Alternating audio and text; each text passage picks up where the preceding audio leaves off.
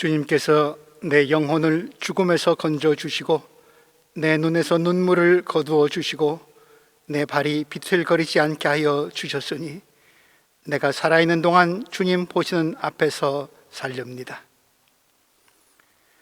내 인생이 왜 이렇게 고통스러우냐 하고 생각할 때에도 나의 믿음은 흔들리지 않았습니다. 성도들의 죽음조차도 주님께서는 소중히 여기신다.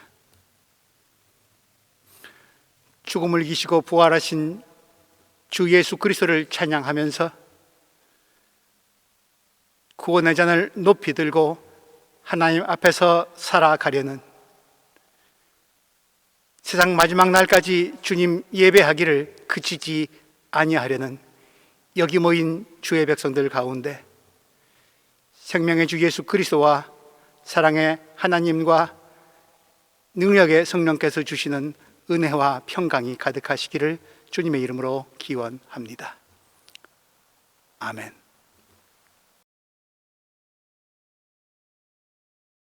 나는 전능하신 아버지 하나님, 천지의 창조주를 믿습니다. 나는 그의 유일하신 아들 우리 주 예수 그리스도를 믿습니다. 그는 성령으로 잉태되어 동정녀 마리아에게서 나시고 본디오 빌라도에게 고난을 받아 십자가에 못 박혀 죽으시고 장사된 지 사흘 만에 죽은 자 가운데서 다시 살아나셨으며 하늘에 오르시어 전능하신 아버지 하나님 우편에 앉아 계시다가 거기로부터 살아있는 자와 죽은 자를 심판하러 오십니다. 나는 성령을 믿으며 거룩한 공교회와 성도의 교제와 죄를 용서받는 것과 몸의 부활과 영생을 믿습니다. 아멘.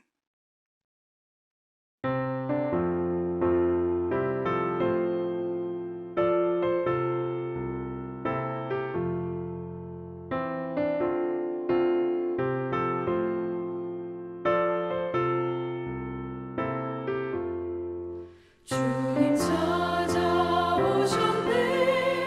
오시어 들이세. 가시관을 쓰셨네. 오시어 들이세. 우리 죄를 속하려 십자가를 지셨네. 받은 고난 크셔라. 오시어 성자 오셨네. 오시어 들이세.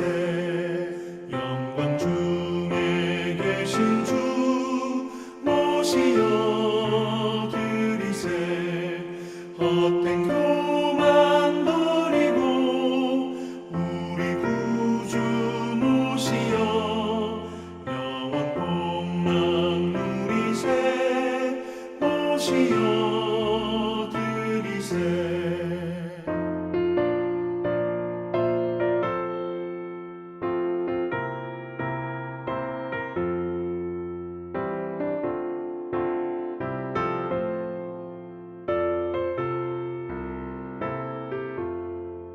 겸손한 자 찾도다.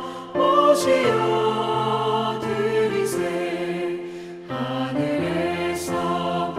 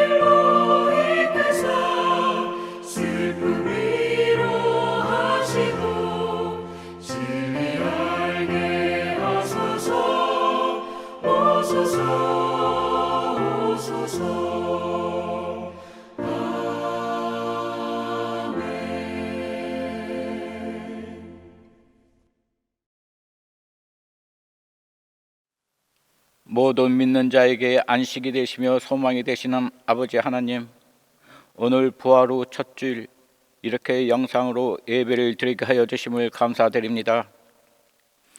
지난 한 주일을 되돌아보며 두렵고 떨리는 마음으로 오늘 이 시간 주님 앞에 나와 기도합니다. 아버지 하나님, 허락하신 믿음이 우리 속에 있지만 성령을 의지하려는 마음보다 나 자신을 의지하려는 마음이 우리 속에 있음을 고백합니다. 믿음이 약한 저희들, 말씀과 기도로 우리의 삶을 돌이키고 다시 다짐하지만 순간순간 우리의 마음이 하나님을 떠나게 됨을 고백합니다. 하나님 안에 내가 부족함이 없음을 잊어버리고 이 세상의 만족을 취해가는 저희들을 불쌍히 여겨 주옵소서. 지난 1년 팬데믹으로 우리들이 세웠던 소망과 계획들이 불안과 초조함으로 변해가고 있음을 고백합니다. 직장 문제, 학교 문제, 가정 문제 등 불확실한 내일에 대해 포기하고 좌절하고 낙담할 때가 있었음을 또한 고백합니다. 또한 영적으로는 자신만이 옳고 자신의 생각이 바르며 자신의 믿음만이 진실되다는 어리석음을 고백합니다. 주님이시여, 이 예배를 통하여 하나님께 향한 마음으로, 주님의 마음으로 세상을 볼 수 있게 하여 주시고 우리의 삶이 이 시간을 통하여 다듬어지고 변화되는 시간 되기 원합니다. 구원의 하나님이시여, 지금 세계 곳곳에 일어나고 있는 전쟁과 파괴, 중어동 우리 인간들의 욕심과 이기심으로 일어났음에도 회개하지 아니하고 쉼없이 달려온 죄악의 길, 헛된 길로 가고 있음을 저희들은 봅니다. 하나님이시여, 저희들의 이 잘못된 길 잠시 멈추어 하늘을 바라보며 회개할 수 있는 지혜 원합니다. 이제 그 누구의 잘못이나 원망이 아닌 우리 모두 내 탓이여 내 탓이여 하며 회개하며 하나님께 예비하신 서로 사랑의 길로 가게 하옵소서. 특히 이 시대 모든 인종이 세계 각국에서 살고 있는 저희들, 비록 언어와 피부, 풍습이 다르다고 중어의 대상이나 경계의 대상으로 보지 아니하고 우리 모두 이 위기를 서로 도우며 극복해 나가는 한 형제라는 것을 알게 하시사 하나님께서 예비하신 사랑의 길로 갈 수 있도록 인도하여 주옵소서. 특히 자라나는 어린 자녀들에게 참된 복음의 진리가 바르게 심겨지게 하시고 휩쓸리는 세상의 폭풍 가운데 어린 영혼이 바르게 자라날 수 있도록 자녀를 키우는 부모님 가정과 교회의 힘과 능력, 지혜를 더하시고 더욱 강건하게 하옵소서. 이 어려운 시기 교인들이 모여 예배를 드리지 못하지만 흩어지지 아니하고 영의 양식을 전달하는 데 부족함이 없도록 목사님을 비롯하여 당회와 모든 모임에 하늘의 지혜와 은총을 부으셔서 한인교회가 더욱 튼튼해지며 세상의 빛과 소금의 역할을 하는 데 부족함이 없는 교회로 역사하여 주옵소서. 이 모든 간구 주님을 이겨내시고 부활하신 우리 주 예수 그리스도의 이름으로 기도드립니다. 아멘.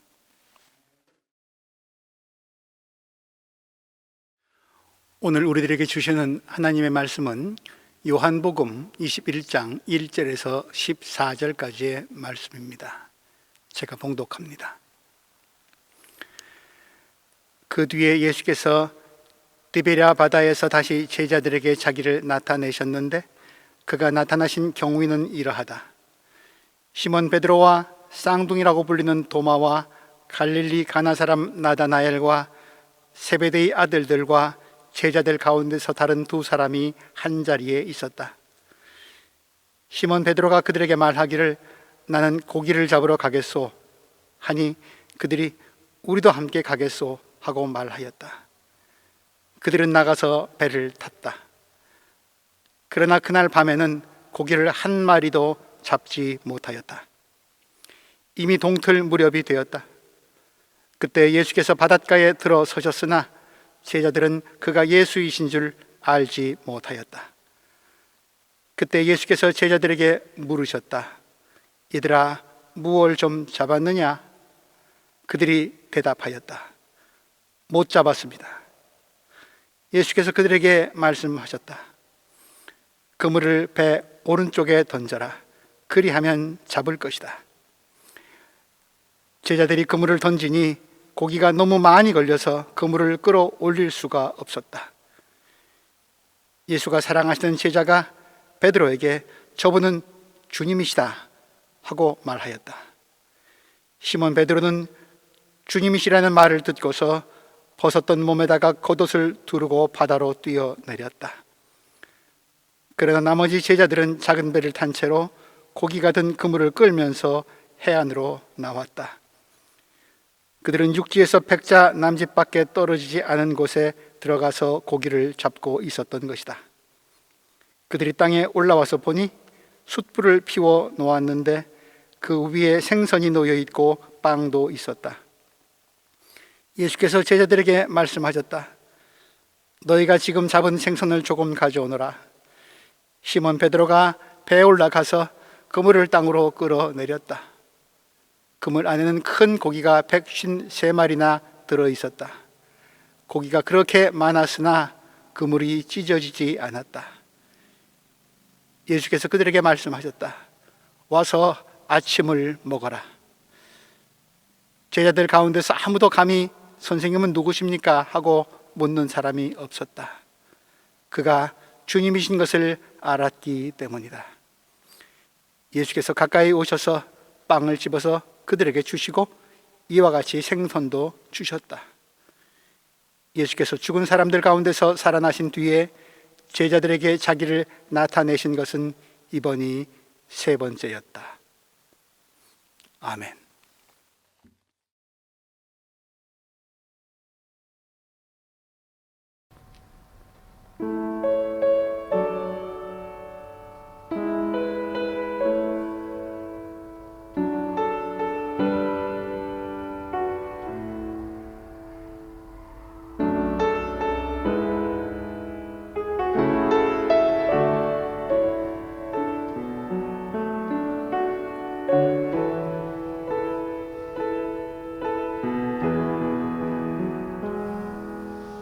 내가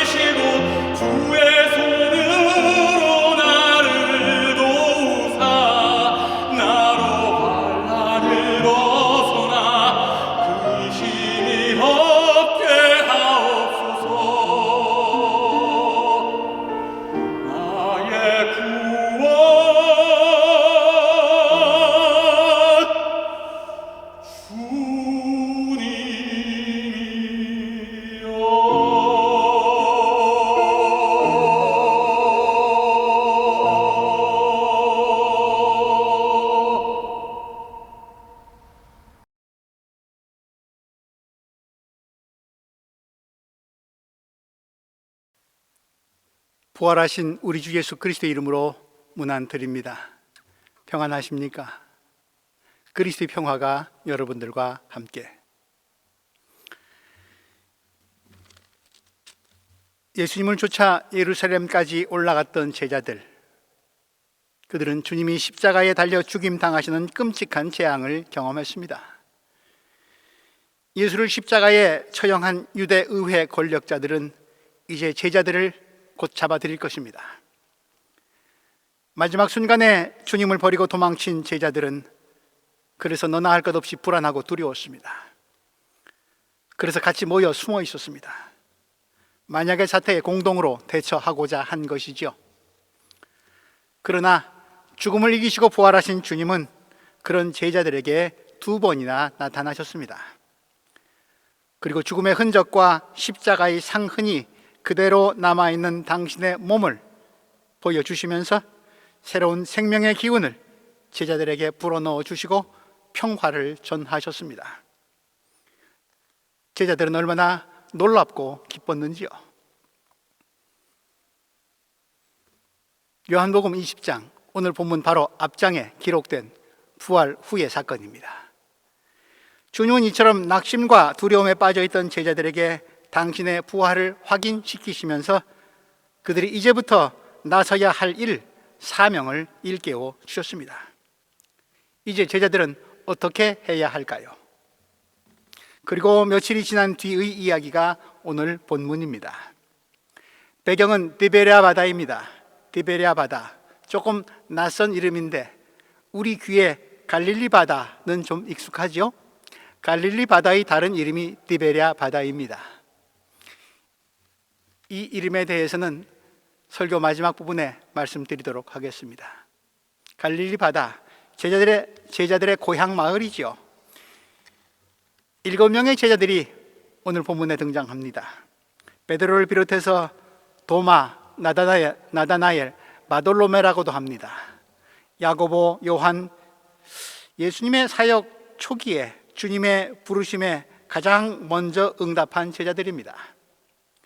그리고 이름이 밝혀지지 않은 2사람, 굳이 2사람 이름이 무엇인지 알려고 하는 것보다는 숫자와 상징을 좋아하는 요한이 주님의 제자들 모두를 말하고 있다, 이렇게 생각해도 될 듯합니다. 그들이 지금 왜 여기 고향 바다에 와 있습니까? 부활하신 주님을 만나 뵙고도 뭘 해야 할지 아직 몰랐기 때문일까요? 해야 할 일이 무엇인지 확신이, 결단이 서지 않는다고 해서 넋놓고 있을 수만은 없습니다. 생계를 유지해야 하니까요. 어부였던 그들은 고향으로 돌아왔고 일선을 멈췄던 현장으로,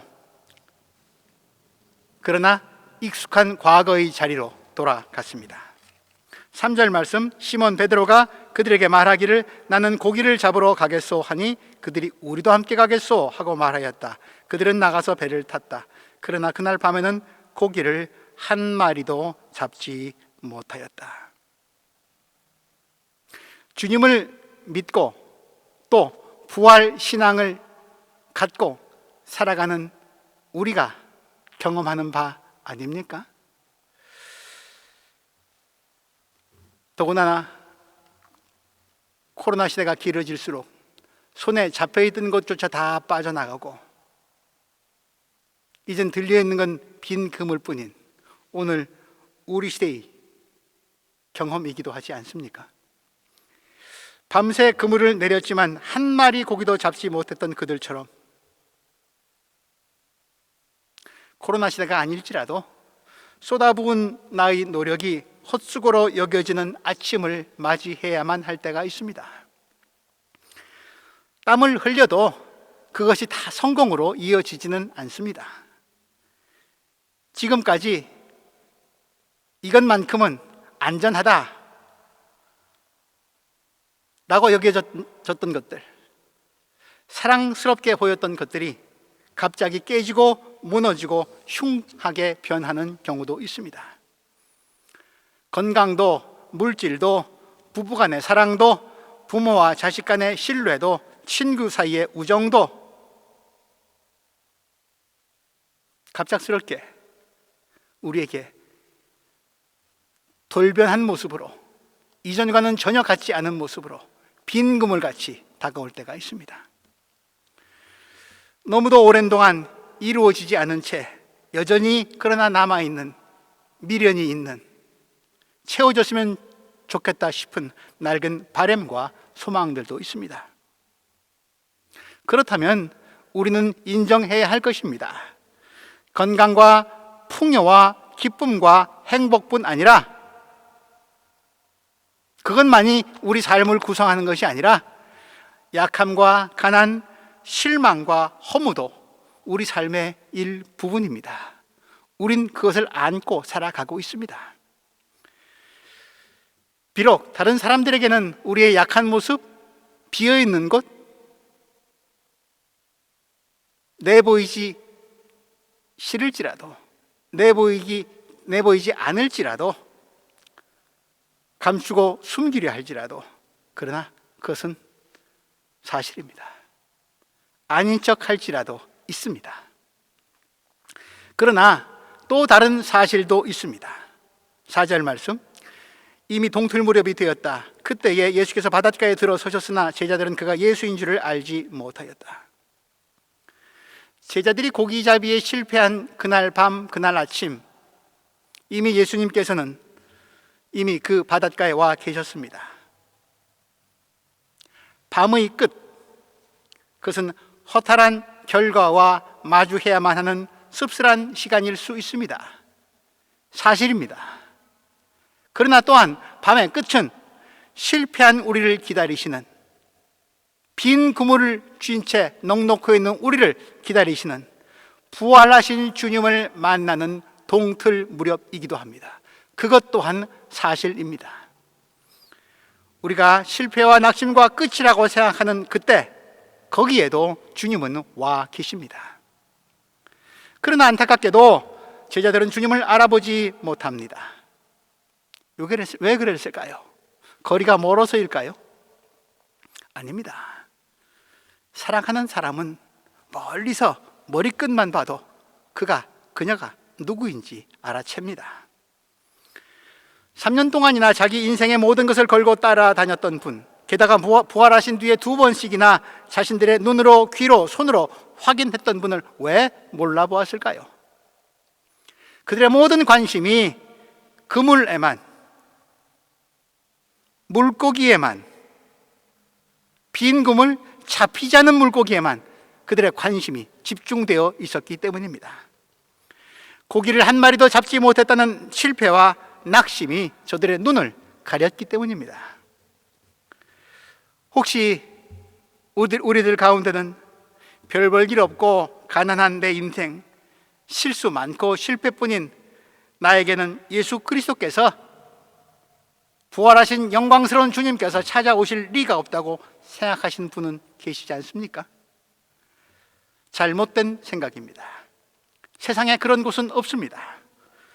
십자가에 죽으시고 죽은 자들이 있는 곳까지 내려가셨다가 죽음을 이기고 다시 살아나신 주님이 가시지 못하는 곳은 없습니다. 세상에 주님이 계시지 않는 곳은 없습니다. 실패와 낙심으로 눈이 어두워져서 주님을 알아보지 못하는 일이 없도록 하십시오. 그 반대의 경우도 마찬가지입니다. 내 입속 차리는 일에만 너무 집착하거나 성공에 눈이 멀어서 이웃을 무시하거나 주님을 알아보지 못하는 일이 없도록 하십시오. 손해와 이익을 계산하는 일에만 몰두하다가 주님을 놓치는 일이 없도록 하십시오. 성공으로 말미암은 자만이나 실패로 말미암은 낙심으로 눈이 멀지 않기를 바랍니다. 빈 그물일지라도, 혹은 그물에 고기가 가득 찼을지라도 그물에서 잠시 눈을 떼고 고개를 들고 주변을 살펴보시기 바랍니다. 누군가가 보일 것입니다. 고단한 삶의 현장에 있는 나를 만나려고 오신 주님이실지 모릅니다. 나의 도움을 기다리고는 이웃일지도 모릅니다. 나에게 도움을 주려는 주님이 보내신 선한 천사일지도 모릅니다. 그렇습니다. 주님은 일상을 떠나 특별한 시간을 따로 떼어내야만 만날 수 있는 분이 아니십니다. 부활하신 주님은 천국 보좌에 이르러서야 비로소 뵐 수 있는 분이 아닙니다. 우리가 사랑하고 미워하고 웃고 울고 기뻐하고 슬퍼하고 낙심하고 희망하는 곳, 내 일상의 삶의 자리, 거기가 주님이 계신 곳이고 하나님의 거룩이 임하는 곳입니다. 우리가 부활을 소망하며, 아니 부활을 살아내야 하는 곳입니다. 그러나 주님은 내가 주님을 내 삶의 중심에 모시기 전까지는, 내 삶의 중심에 받아들이기 전까지는 바닷가 변두리에서 내 주위만을 맴돌고 계시다는 것을 잊지 마시기 바랍니다. 나 중심으로만 생각하다가 주님을 놓쳐버리는 일이 없도록 하십시오. 제자들이 예수님을 못 알아보자 주님이 그들을 부르십니다. 5절 말씀, 얘들아, 독일어 성경에는 킨더라고 나와 있습니다. 적합한 번역입니다. 부활하신 주님을 알아보지 못하는 제자들, 여전히 갈팡질팡 헤매고 있는, 손을 잡고 길을 건네줘야만 되는, 아직 어른의 도움이 필요한 그런 어린 제자들을 부르시는 말씀입니다. 마치 부모가 자식을 부르듯이 말입니다. 얘들아, 아이야. 그리고 하시는 말씀이 무엇입니까? 무얼 좀 잡았느냐? 듣기에 따라서는 굉장히 불쾌한 말로 들릴 수 있습니다. 안 그래도 그것 때문에 속상한데, 그것 때문에 허탈한데 뭘 좀 잡았느냐? 비웃는 말씀으로 들려오기도 합니다. 제자들을 조롱하시는 것일까요? 아닙니다. 밤새 저들의 노력을 지켜보신 주님, 저들에게 지금 무엇이 가장 필요한지 주님은 알고 계십니다. 먹고 사는 일을 위해서 삶을 위한 투쟁을 벌이고 있는 그들이 자신이 처한 상황과 진실하게 마주서기를 바라시는 물음입니다. 빈손, 빈 그물이라는 있는 모습 그대로 꾸미지 않고 위선 떨지 않고 정직하게 그대로 인정하기를 바라시는 마음입니다. 너에게 필요한 것이 무엇인지 이미 알고 있으니 도와주고 싶은데, 그런 마음이 담겨 있는 물음입니다. 우리의 대답에 따라서 주님의 도우심을 얻을 수도 있고 또 멀리 할 수도 있을 것입니다. 주님은 인생살이가 힘든 우리에게도 물으십니다. 무얼 좀 잡았느냐? 사랑하는 교우 여러분, 많은 인생의 경험을 하시면서 고기잡이에 나서셨는데 무얼 좀 잡으셨습니까? 사랑하는 교우 여러분, 내 힘만으로는 살 수 없음을 주님 앞에서 인정할 수 있기를 바랍니다. 나름대로 해보았지만 꽤 많이 잡은 줄 알았는데 어느새 다 빠져나가고 없다고, 사람이 진정으로 먹고 살만한 양식이 내게는 없다고, 내가 그것을 스스로 생산해낼 수는 없다고, 주님 없는 인생은, 하나님 없는 인생은 빈 그물일 수밖에 없다고 고백할 수 있기를 바랍니다. 주님께 빈손을 정직하게 내밀 용기를 가질 수 있기를 바랍니다. 제자들이 응답합니다. 못 잡았습니다. 6절 말씀입니다. 9. 독일어 성경에는 그렇게 쓰여져 있습니다. 아니요, 못 잡았습니다. 아직 제자들은 주님을 알아보고 대답한 말이 아닙니다. 허탈한 그 아침에 웬 낯선 자와 제자들은 만났고 그 낯선 자의 물음에 자신들도 모르게 대답한 것입니다. 그냥 있는 그대로 현실을 그 낯선 자에게 알려준 것이죠. 야곱도 그 옛날 그걸 하지 않았습니까? 형 에서를 만나기 전날 두려움에 떨던 그 밤 야복강에서 야곱은 낯선 자를 만납니다. 그리고 그 낯선 자와 밤새 씨름을 합니다.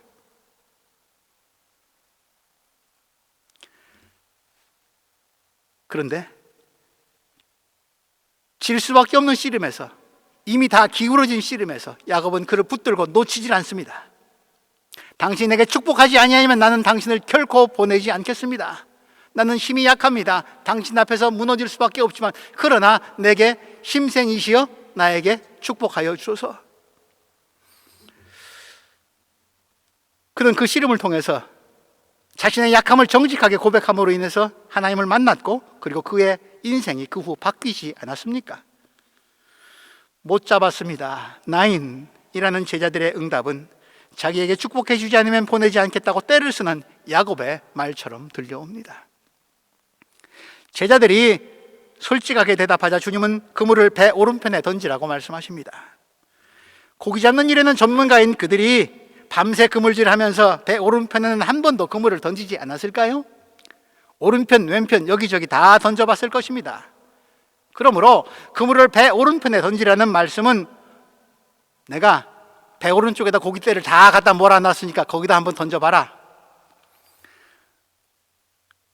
독특한 고기 잡는 비법을 알려주신 것이 아닙니다. 배 오른쪽이 어딥니까? 내가 어젯밤에 실패한 곳입니다. 내가 실패한 곳에 다시 던지란 말입니다.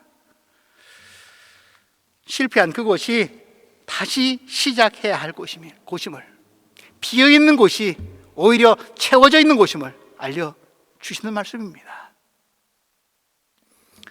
겉으로 보면 주님이나 제자들이나 고기 잡는 방식은 다 똑같습니다. 그물 던져서 고기 잡는 것이죠. 그런데 지난밤에 했던 헛그물질과는 결정적으로 다른 것이 하나 있습니다.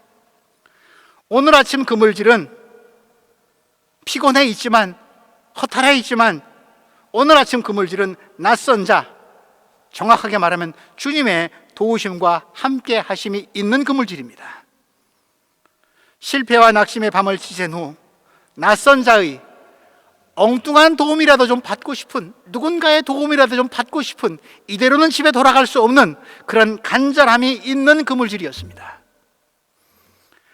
제자들은 몰랐지만 결과적으로는 자신들의 경험과 판단에 따라서 했던 그날 밤의 그물질이 아니라 낯선 자, 사실은 주님의 말씀을 듣고 주님의 말씀에 따라 행한 그물질입니다.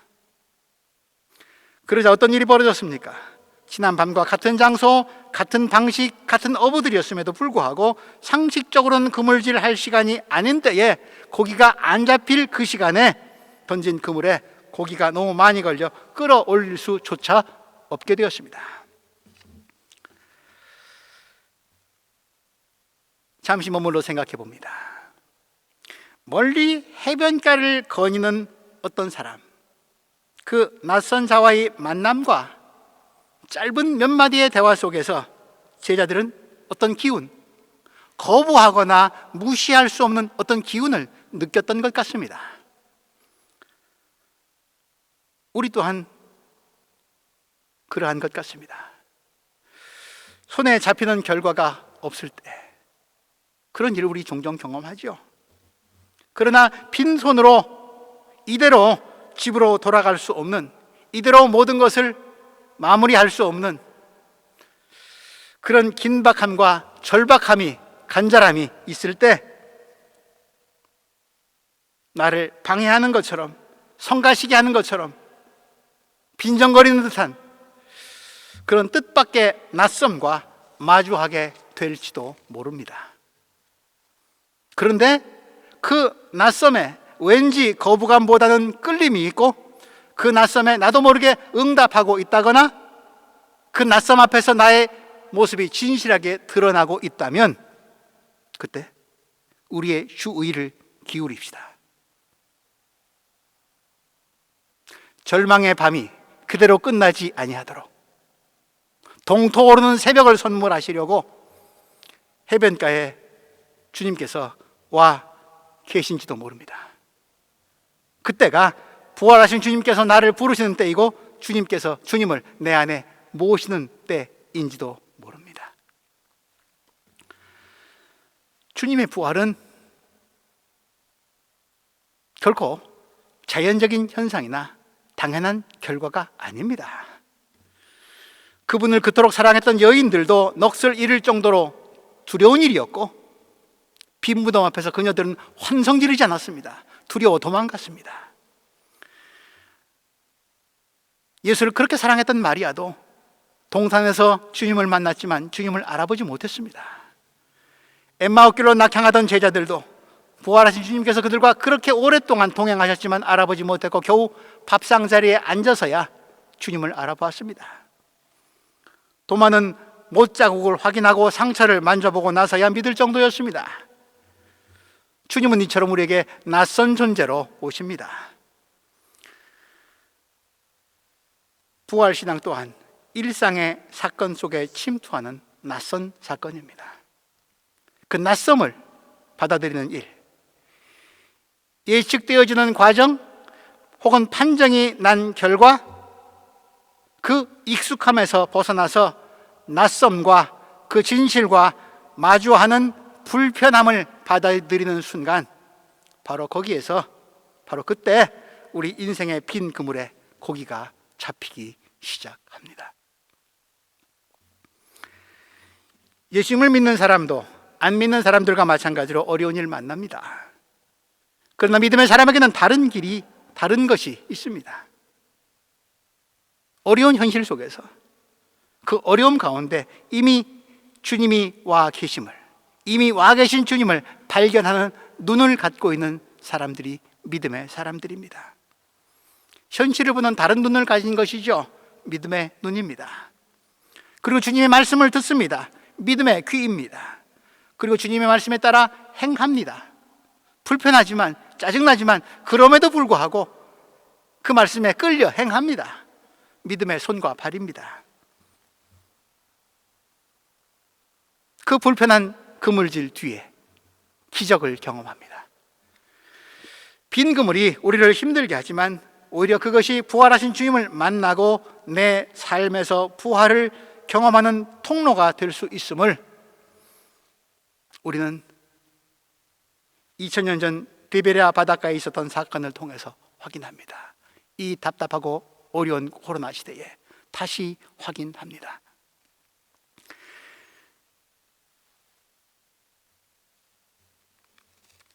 낯선 자의 부르심 속에, 그리고 전혀 예상치 못했던 그물에 가득 찬, 끌어올리기도 힘든 정도의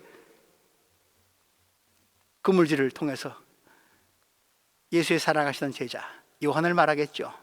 요한이 말합니다. 알아챕니다. 주님이시다. 그 말씀을 듣고 베드로가, 그 열정적인 베드로가 성정을 못 이기고 물에 뛰어듭니다. 물에 뛰어들려면 사실은 입던 옷도 벗고 뛰어들어야 될 터인데 베드로는 지금 거꾸로 행동하고 있습니다. 벗었던 몸에다 옷을 걸치고 뛰어듭니다. 왜 그랬을까요? 베드로의 마음을 우린 대충 헤아릴 수 있습니다. 얼마나 힘들었을까요? 주님을 3번씩이나 부인했는데, 근데 주님을 다시 만납니다. 부끄럽고 죄송하고, 그러나 너무 감격스럽고, 가서 용서를 빌고 싶고, 이젠 다시 놓치고 싶지 않고, 그렇게 사랑하는 주님을 만나려니 최소한 예의라도 갖춰야 되겠죠. 불이 나게 옷을 주섬주섬 입고 물에 뛰어듭니다. 다른 제자들이 배에 타고서 해변가에 당도한 것과는 달리 베드로의 주님을 향한 열정, 사랑 확인할 수 있습니다.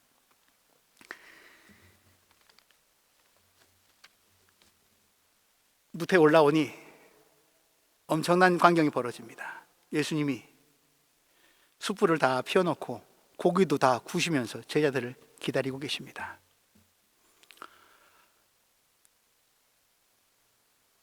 세 번의 부인과 실패, 그거 다 숯불가에서 이루어졌습니다. 그 밤에 숯불 피워놓은 그곳에서 그에게 당신도 한패이죠? 아니요, 나는 그를 모르고. 그날 아침 피워놓은 숯불 속에서 며칠 전 그가 부인했던, 배반했던 그 밤이 베드로의 머리에 떠올랐을 것입니다. 베드로는 또 놀랐겠죠. 그래서 어떤 성서 연구가들은 요한복음 21장, 이것은 베드로의 회복을 위해서 특별히 마련된 그런 기적의 고기잡이 현장이다, 기적의 식탁이다, 베드로를 다시 회복시키는 그런 식탁이다라고까지 얘기하기도 합니다. 그러나 비단 베드로만을 위한 것은 아니었겠죠. 모든 제자들을 위한 주님의 식탁입니다. 고기가 너무 많이 걸려들어서 끌어올 수가 없습니다. 베드로가 여러 사람들이 힘을 모아도 겨우 끌고 올까 말까한 그 그물을 혼자서 배에 오르더니 다 끌고 옵니다.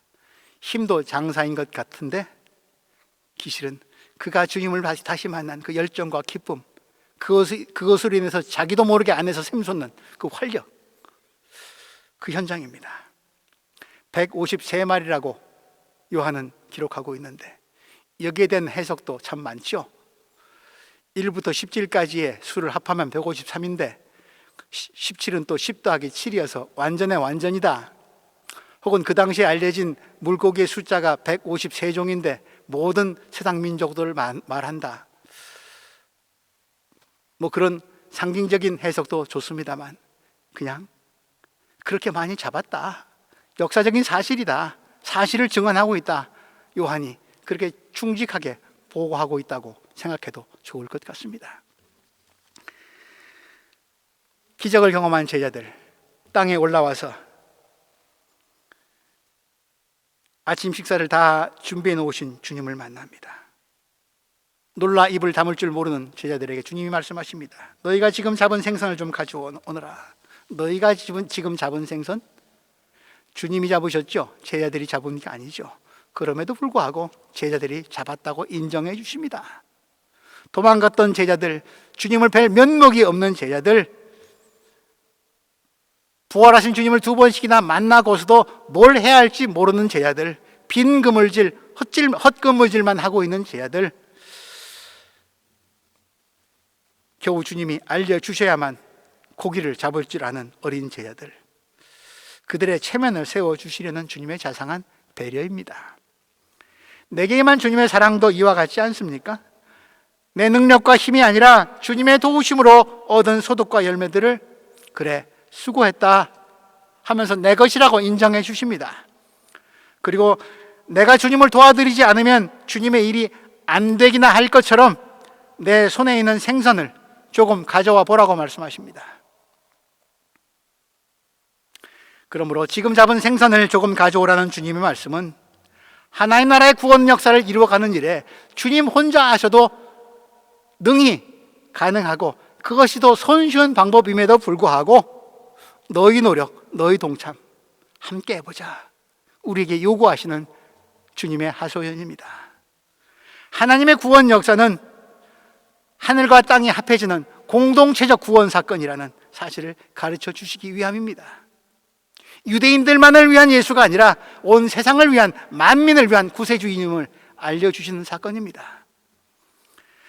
하나님의 구원 역사는 하나님이 주도권을 잡으시고 절대적으로 유일하게 하나님에 의해서만 이루어지는 것이지 인간의 도움을 받아 인간의 업적에 의해 이루어지는 것이 아닙니다만은, 그럼에도 불구하고 주님은 그 구원 역사에 우리를 도구로 쓰시겠다고, 동참하라고, 함께 하자고 말씀하십니다. 은혜이지 않습니까? 그러므로 내가 잡은 몇 마리 고기를 주님의 식탁으로 가져가는 것, 그것은 주님의 구원 역사에 나를 불러주신 것에 대한 감사의 표시이고, 이 땅에 하나님의 나라를 이루어가는 일에 구경꾼으로서가 아니라 일꾼으로 참여하는 복을 누리는 일입니다. 말하자면 주님께 바치는 몇 마리의 고기는 주님을 위해서가 아니라 나 자신, 우리를 위한 것입니다. 우리가 드리는 예배, 기도, 찬양, 봉사, 헌금, 선교, 친교, 구제 등 교회 공동체의 모든 활동이 다 그런 차원에서 이루어지는 일입니다. 코로나 시대 이것을 예전처럼 자유롭게 하지 못해서 많이 안타깝습니다만, 하나님의 자비와 구원 역사가 지금도 계속되고 있듯이 우리 또한 그 역사에 동참하는 일, 코로나 시대이기에 더욱더 개발해 나가야 할 것입니다.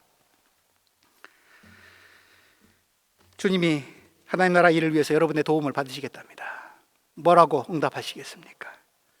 주님이 차려놓은 밥상에 그것만 먹어도 주님이 이뻐하시겠지만 그것만 날름 집어먹는 얌체여서는 안 될 것 같습니다.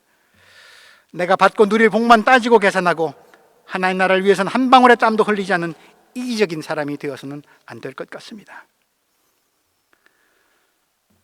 코로나 시대에 그럼에도 불구하고 내가 주님의 도우심으로 잡은 물고기는 무엇입니까?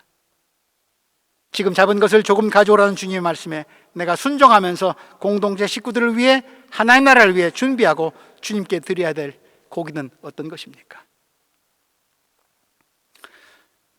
손수 준비하신 식탁으로 제자들을 초대하신 주님이 말씀하십니다. 12절 말씀, 와서 아침을 먹어라. 무슨 말을 해야 할지 어찌해야 할지 쩔쩔매는 제자들에게 가까이 다가오셔서 손수 빵을 집어주시고 생선도 먹여주십니다. 그렇습니다. 기독교는 죄를 들추어내는, 실패를 지적하는 그런 종교가 아닙니다.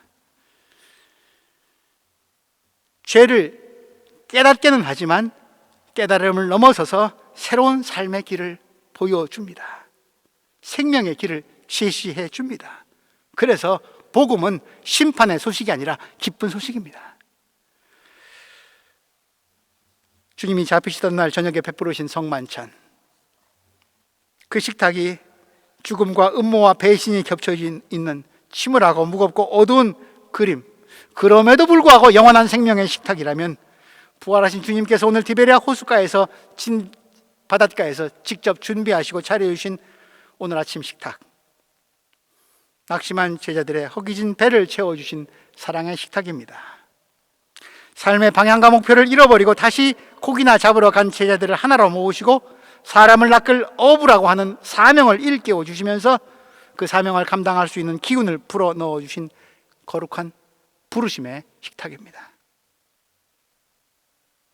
주님이 세상과 우리를 위해서 무엇을 어떻게 하셨는지 기억하게 하는 다시 한 번의 성찬식입니다. 주님의 살과 피를 받아 먹고서도 주님을 버리고 도망갔던 제자들은 이렇게 해서 또 한 번 주시는 주님의 생명의 양식을 받아 먹었습니다. 우리 모두 배고픈 사람들입니다. 어떤 사람은 밥에 굶주리고, 어떤 사람은 정의에, 어떤 사람은 진실에, 또 어떤 사람은 사랑에 배고파하고 목말라 합니다. 늘 허기져 있고 지쳐 있는 우리들이, 돌아보면 빈 그물뿐인 우리들이 어디에서 배를 채우고 누구에게서 힘을 얻을 수 있겠습니까? 부활하신 주님께서 손수 차려 놓으신 디베랴의 아침 식탁으로 오십시오. 우리 모두의 배고픔과 지침과 피곤함을 위로하고 새 힘을 주시는 생명의 양식이 그 식탁에 가득합니다. 설교 처음에 말씀드렸던 디베랴 바닷가에 숨어있는 의미를 잠깐 헤아려 보면서 설교를 마무리합니다. 요한이 이 바다를 갈릴리 바다라고 하지 아니하고 디베랴 바다라고 한 이유가 나름대로 있습니다. 주후 25년경 헤롯 안디바가 갈릴리 호수 서쪽에다가 도시를 세우고 당시 로마 황제 디베리우스를 그에게 경의를 표한다고 하면서 그 도시 이름을 디베랴라고 붙였습니다. 여기서 나온 말이 디베랴 근처에 있으니까 디베랴 바닷가, 디베랴 호숫가입니다. 이 도시는 유대인들이 불결하게 여겨졌던 공동묘지 위에 세워졌다고 합니다. 그리고 비유대인인 이방인들이 주로 살았다고 합니다. 요한의 의도가 조금 엿보이지 않습니까? 디베랴 아침의 식탁은 황제의 업적을 기리는 식탁이 아닙니다. 주님의 부활하심을 기념하는 식탁입니다. 디베랴의 아침 식탁은 제자들만이 아니라 유대인들만이 아니라 이방인들까지 하나님의 백성들 모두를 초대하는 공동체 식탁입니다. 세상 모든 사람들을 당신의 자녀로 부르시는 하나님의 부르심의 식탁입니다. 코로나 시대에도 여전히 폭력과 차별에 시달리는 가난하고 약한 자들을 위한 평화의 식탁입니다. 황제의 디베라를 다시 가난한 사람들의 갈릴리로 하나님의 바다로 바꾸시는 주님의 치유와 회복의 식탁입니다. 코로나 시대 우리 각자에게 필요한 것이 무엇인지를 아시는 주님은 빈 그물을 들고 낙심해 있는 우리를 치근하게 바라보고 계십니다. 눈을 조금 돌려서, 힘들지만 눈 조금 돌려서 우리 곁에 이미 와 계신, 우리와 함께 아파하고 계신 주님을 바라봅시다. 낯설게 여겨지는 분일 수도 있습니다. 그러나 그 낯선 자의 말씀을 따라 불편할지라도 내가 땀 흘린 그곳, 그러나 실패한 그곳, 거기서 다시 한번 힘차게 그물을 던집시다. 그리고 주님이 잡아주신 고개를 다시 주님께 감사의 마음으로 드립시다. 그리고 주님이 사랑과 은혜로 베풀어 주신 식탁에서 우리의 허기를 달래고 절망과 죽음의 자리를 희망과 생명의 자리로 기어코 바꾸시려는 부활하신 주님의 역사에 동참하는, 살아서 경험하는 부활의 증인이 되시기를 주님의 이름으로 기원합니다. 하나님, 우리의 시대가 우리를 많이 힘들게 하지만 이때도 주님은 내가 죽음을 이기고 살아났음을 알려주시면서 우리에게 오십니다. 우리가 허탈해하고 있는 그 바닷가에 이미 와 계십니다. 주님의 사랑을, 주님의 능력을 가둘 것은 그 무엇도 없음을 다시 확인시켜 주십니다. 우리의 인생이 빈 그물로 끝나지 않을 것임을 다시 알려주십니다. 힘내라고 생명의 식탁까지 차려주십니다.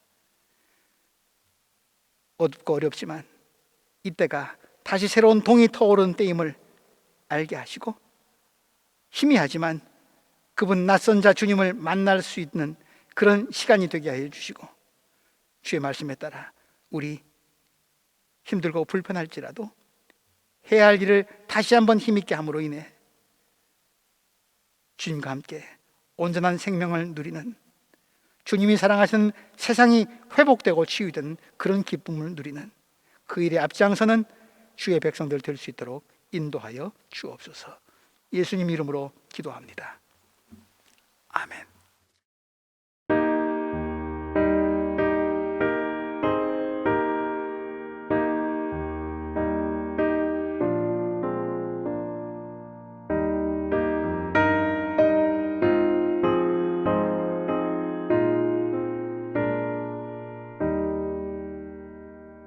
주 예수 내면서 떡을 떼사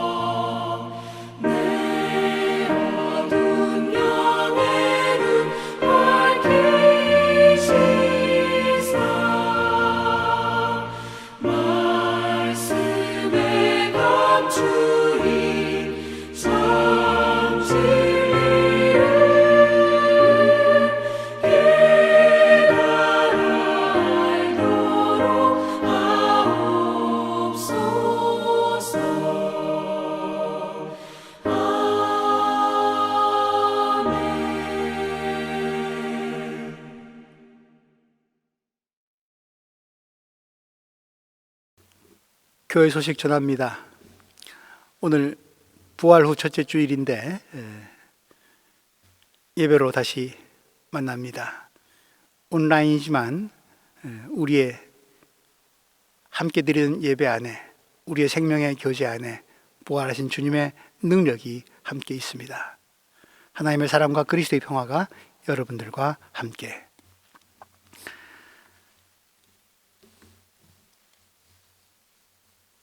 오늘 디베랴 바닷가, 갈릴리 바닷가에서 제자들에게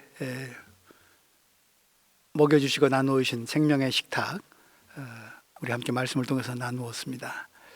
코로나 시대 여러 가지가 참 답답하고 우리를 약하게 하는 일들이 참 자주 벌어지고 있는데, 이런 가운데서도 우리의 온전한 생명을 위해서 베푸신 하나님의 자비 기억하면서 우리가 받은 생명의 은총을 더욱 힘써 잘 가꾸고 또 나누는 일에 열심과 최선을 다하는 여러분들 되시기를 바랍니다. 사순절 기간 동안 훈련했던 경건과 절제의 삶, 우리가 함께 나누는 생명의 식탁을 위해서도 꼭 필요한 행동들이라 생각을 합니다. 우리의 삶의 방향을 바꾸는 일에 부활 이후에도 사순절에 실천했던 우리의 절제의 삶이 계속될 수 있기를 바랍니다. 교회학교 예배 온라인으로 계속됩니다. 부서별로 시간이 다릅니다. 수고하신 선생님들 감사드립니다. 가정에서 교회학교 학생들 매주일 예배에 참여하는 일 게을리하지 아니하도록 지도해 주시기 바랍니다. 록다운이 연장돼서 여러 가지 제한 조건들이 강화되고 있습니다. 정부의 조처에 잘 순응하면서, 또 그러나 우리가 이럴 때 더 돌아볼 수 있고 내다볼 수 있는 그런 기회를 가질 수도 있다 생각합니다. 언제 이런 것들이 다 풀려날지 참 예측하기 어렵고 그래서 많이 힘듭니다만, 그럴수록 주님의 도우심을 우리 더욱 간절히 바라면서 이 일들을 앞장서서 헤쳐나가려고 하는 정부 지도자들, 또 의료계 관계자들, 저들에게 지혜와 능력 주시기를, 또 우리 시민들이 잘 협조해서 이 위기를 빨리 벗어날 수 있도록 함께 기도로 또 힘을 모아 주시기 바랍니다. 정오기도 계속됩니다. 특별히 우리 공동체 가운데 오랫동안 병석에 누워있는 분들 기억하면서 이 시기에 더욱 몸과 마음이 약해질 수밖에 없는 노약자들 기억하면서 그들을 위해서 기도해 주시기 바랍니다. 4월 교회 생활 안내 주보 참고하시기 바랍니다. 특별히 다음 주에 다시 한번 광고 드리겠습니다만 4월 30일에 재직회로 모입니다. 4월 30일 금요일인데 18시에 온라인 화상회의로 재직회를 열도록 하겠습니다. 지난 1월에 재직회 연 뒤에 한 3개월 정도 지났는데 지금 우리 교회의 상황이라든가 교우들의 상황 살펴보면서 또 우리가 계획했던 일들 어디쯤 가고 있는지 또 살펴보는 일도 중요하다고 여겨집니다. 4월 30일 재직분들 기억하시고 6시 이후의 시간은 비워두시기 바랍니다. 온라인 헌금 안내합니다. 부활절 헌금 하시려는 분들은 오스터슈펜데라고 목적을 기입해서 보내주시면 감사하겠습니다. 축복 기도 드리겠습니다.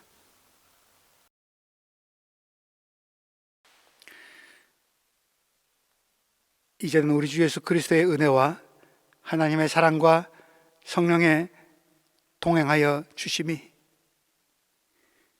우리 인생의 그물질이 헛되지 아니하도록 멀리서 혹은 가까이서 우리를 지켜보시며 우리와 함께 하시는 주님이 차려주시는 생명의 식탁에 동참하기 원하는 여기 모인 구원 공동체 위에, 그리고 죽음의 그늘에 덮여있는 세상 한가운데서 부활 생명의 능력을 애타게 바라는 온 인류 가운데 이제로부터 영원까지 함께 하시기를 간절히 축원합니다. 아멘.